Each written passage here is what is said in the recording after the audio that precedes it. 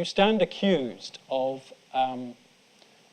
creating a document in something of a hurry, and you will take it to the people in a referendum, as indeed the last president of Egypt did the same.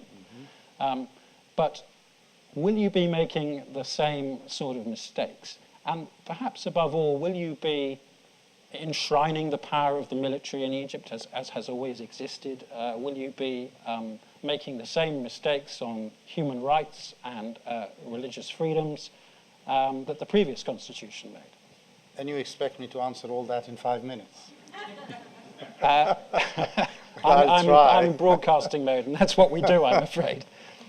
Well, we are definitely trying to write a constitution that is democratic, that is constitutional, that is modern, that is futuristic, if you like. There's no denying that. But in so doing, we are not trying to rid Egypt of all that is religious or national or whatever came into the old constitution of the Muslim Brotherhoods. We were against that constitution because it laid the foundation for a religious state, which nobody in Egypt wanted, or at least the very vast majority of people in Egypt didn't want. What we are doing now is the opposite.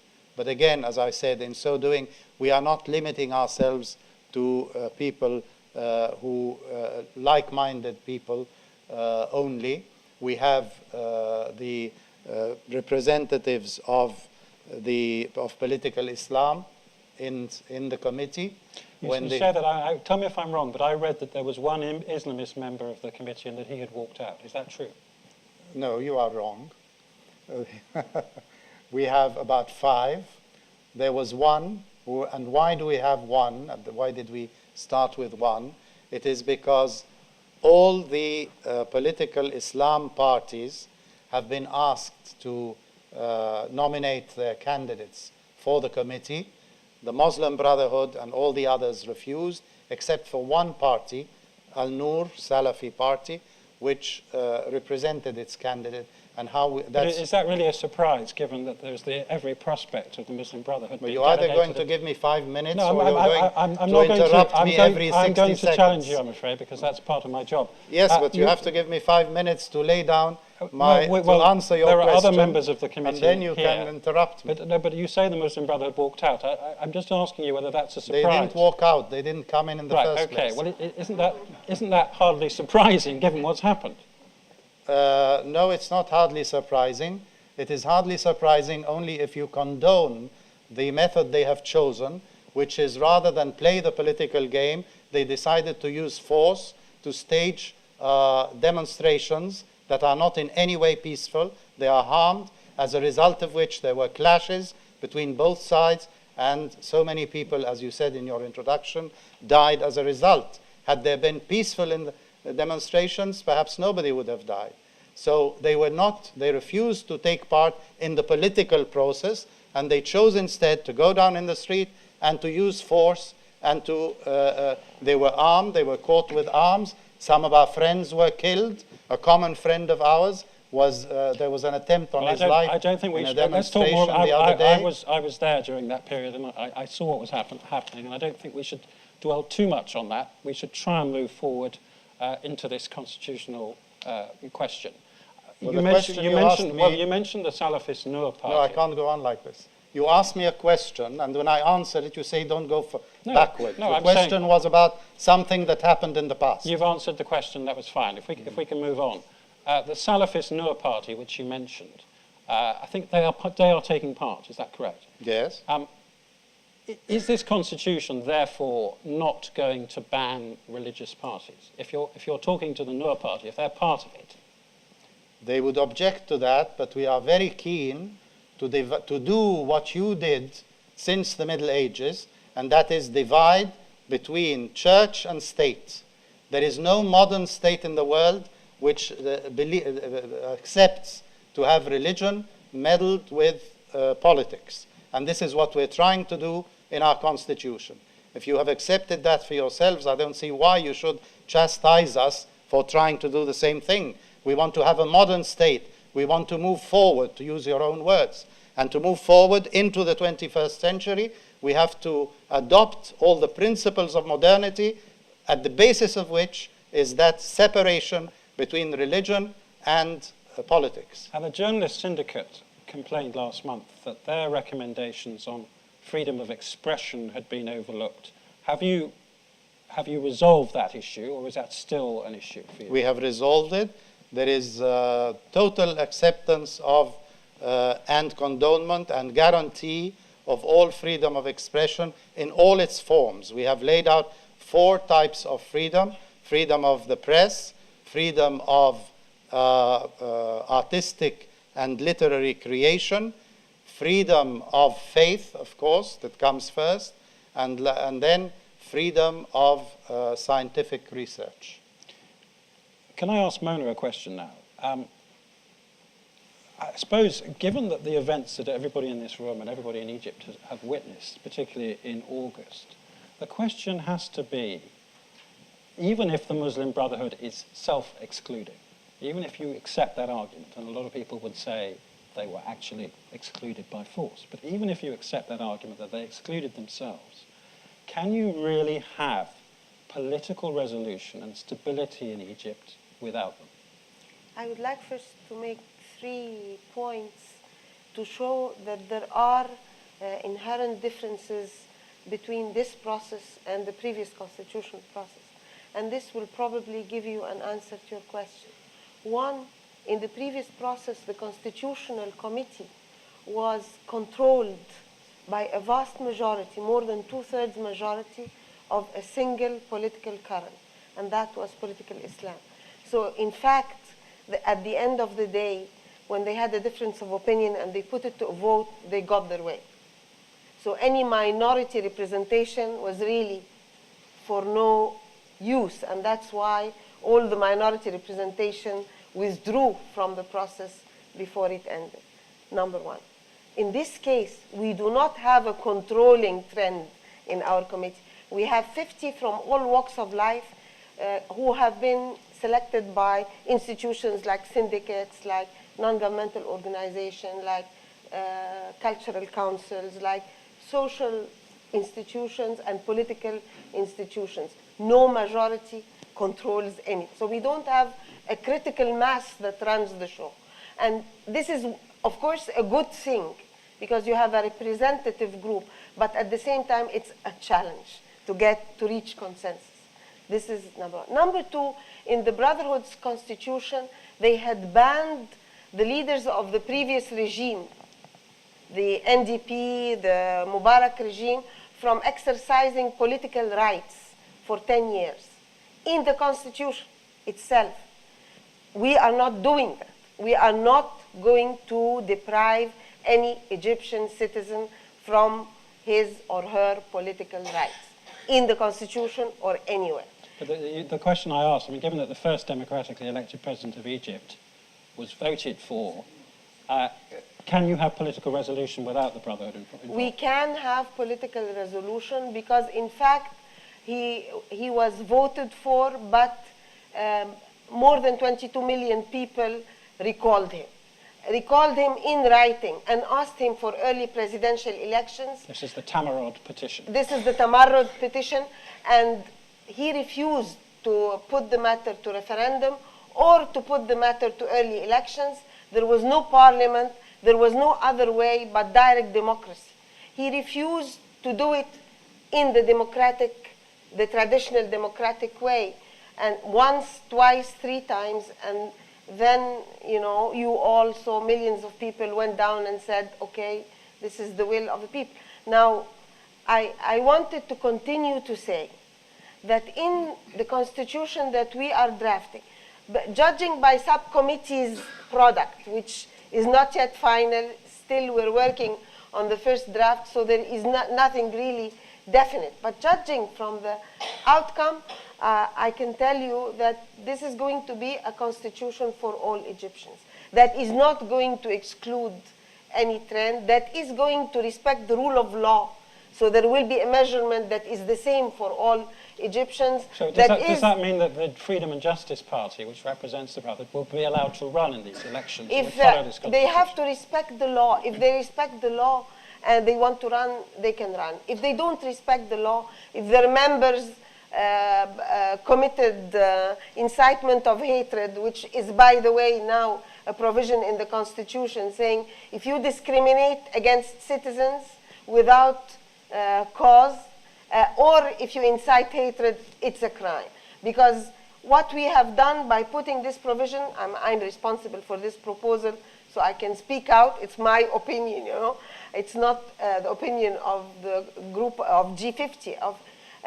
We want our Egypt back.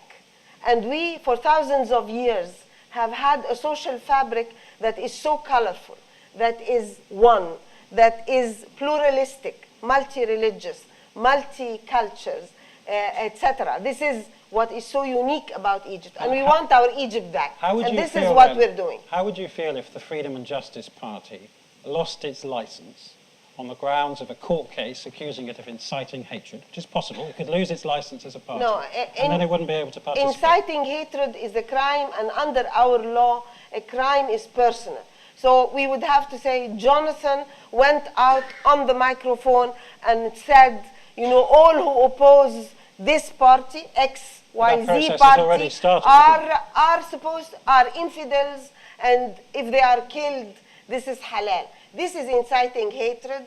This is a crime. This person would be tried and would be held accountable. But it's not if the institution goes against the law in its rules, in its programs, etc., then yes, it will have to stand and be accountable. And when you go to the people in a referendum in December, when you put this constitution to them, it's interesting that when Mohamed Morsi did it, he got 64% of the vote in favor of his constitution. Of a very short, out of very a 32% small turnout. Yeah, yes, so we're talking 20%. So how are you going to avoid that mistake? How are you going to, what constitutes a majority of the Egyptian people?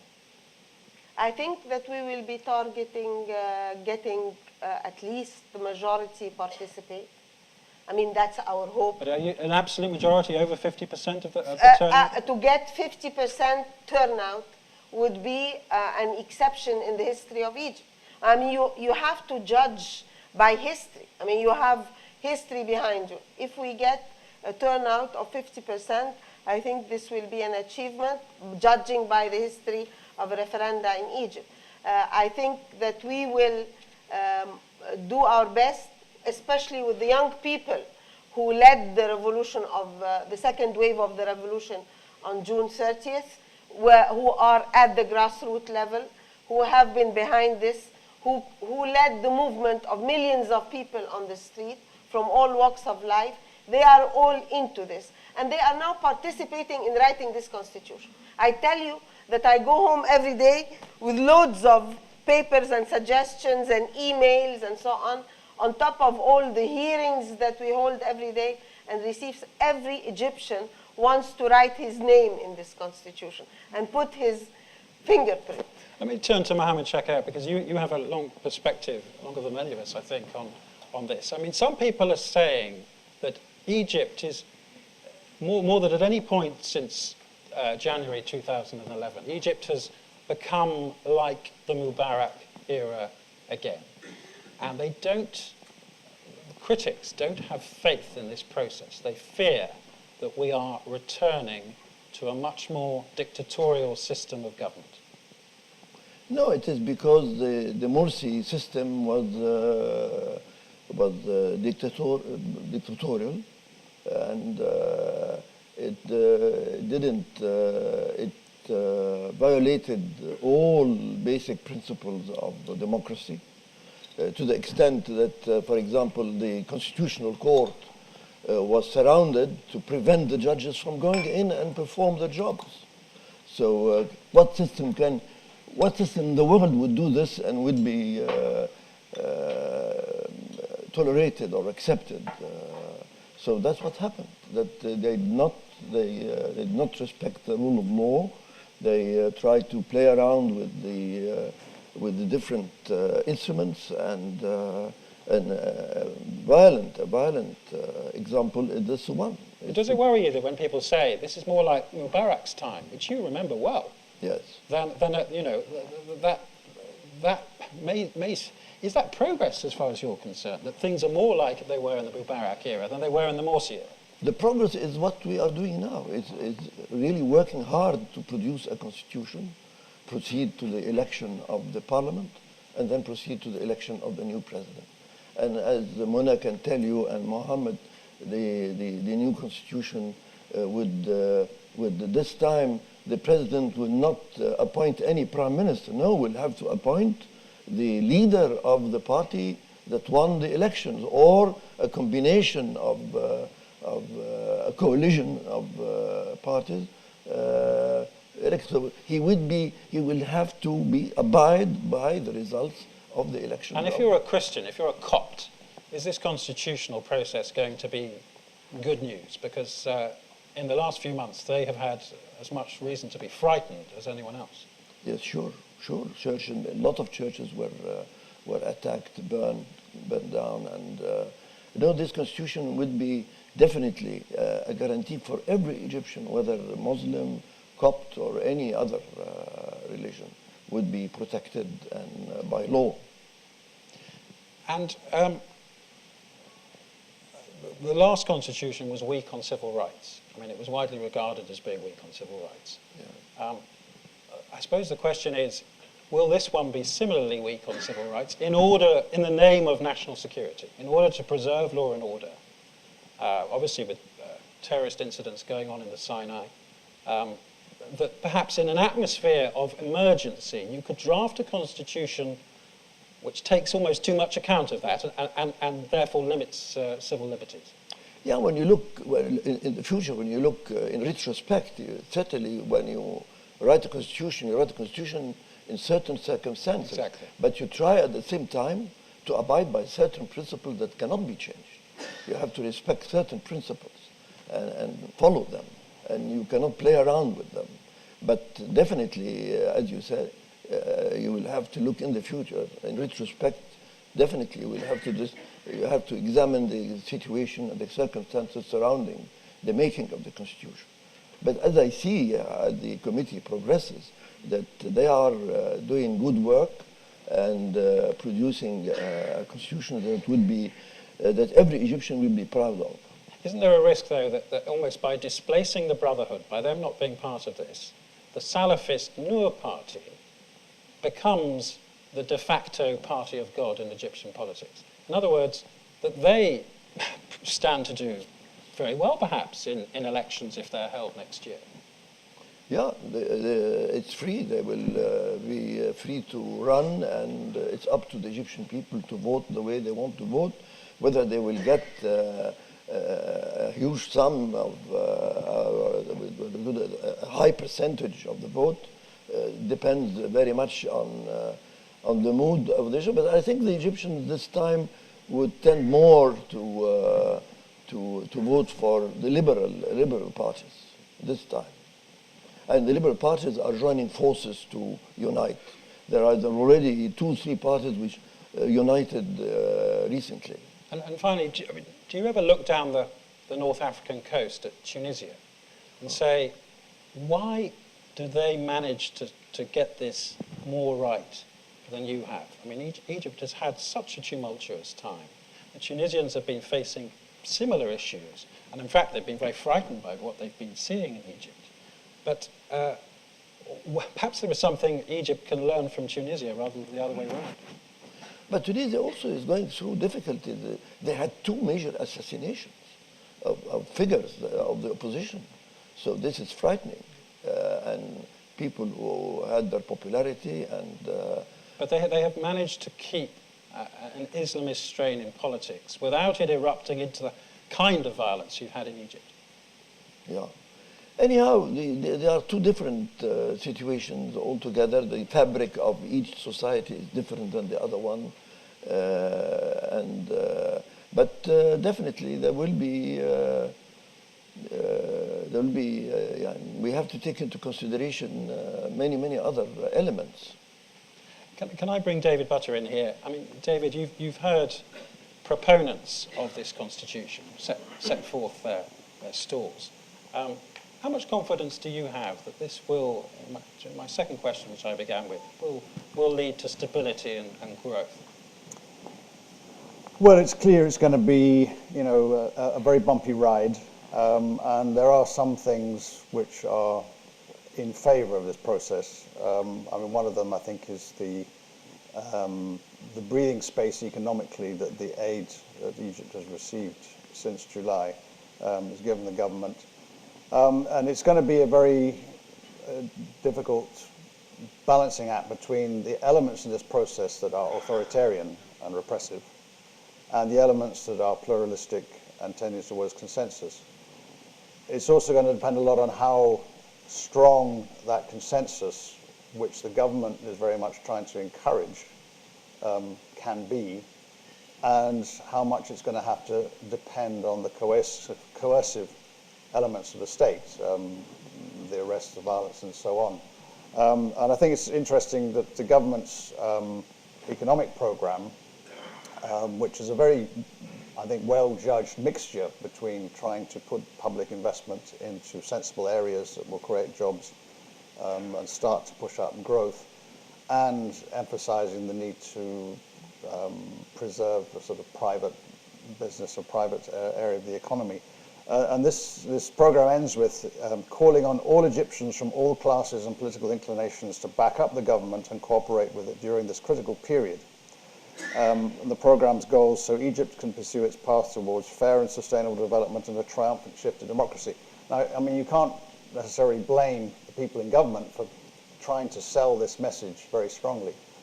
Where I wonder is, we talked a little bit about the political parties of this, I suppose you'd call the new centre. I hesitate to use the word liberal, but some of them would be social democratic, some of them would be liberal, some of them would be more conservative, some of them be rather more nationalistic and socialist in their outlook. But there is a sort of cluster of parties that individually have not really succeeded in presenting a very strong electoral facade.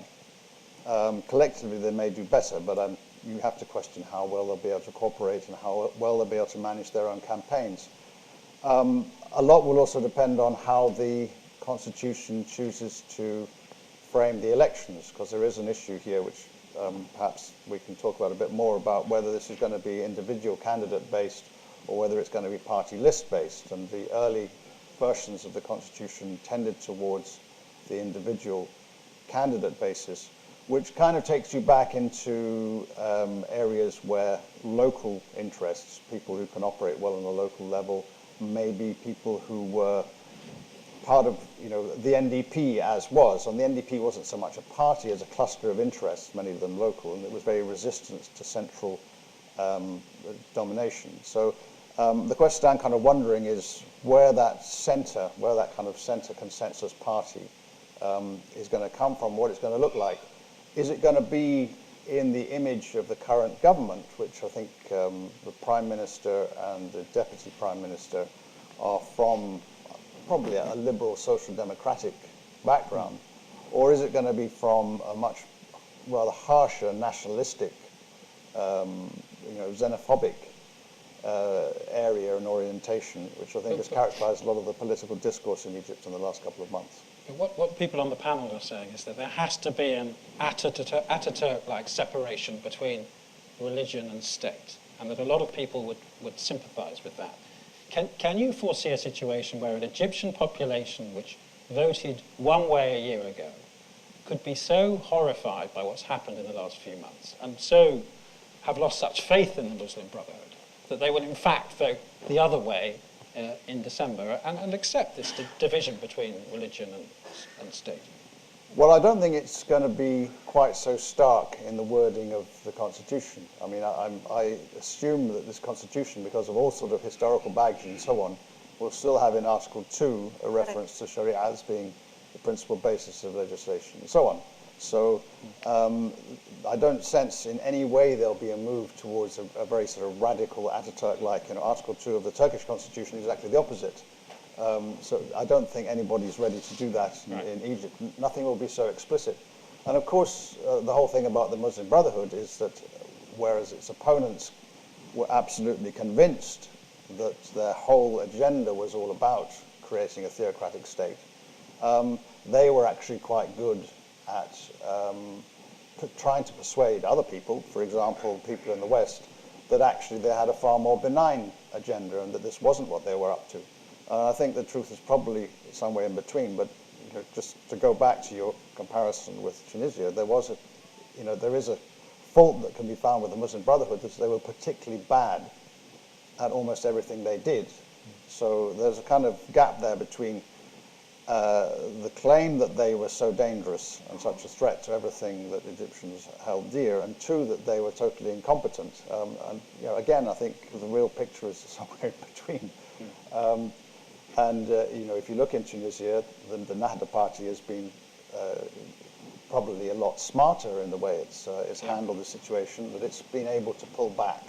It's been able to say, okay, this is getting dangerous and scary. The best thing for us is to yield some powers and to go back into the background.